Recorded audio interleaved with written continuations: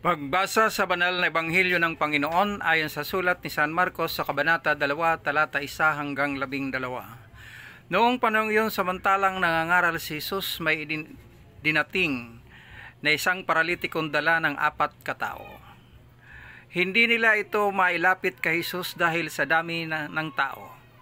Kaya't binakbak nila ang bubong sa tapat niya at inihugos ang paralitikong nakaratay sa kanyang higaan.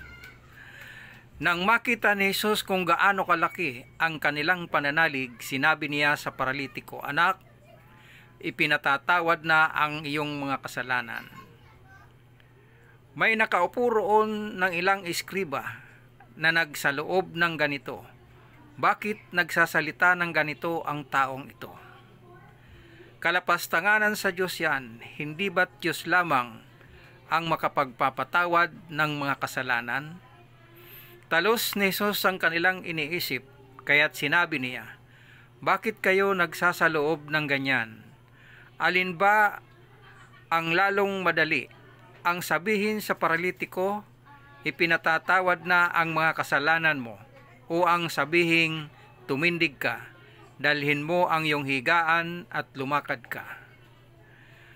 Patutunayan ko sa inyo na dito sa lupa ang anak ng tao ay may kapangyarihang magpatawad ng mga kasalanan." Sinabi niya sa paralitiko, "Tumindig ka, dalhin mo ang iyong higaan at umuwi ka."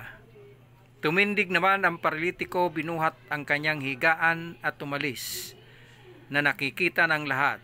Sila'y pawang ng gilalas at nagpuri sa Diyos.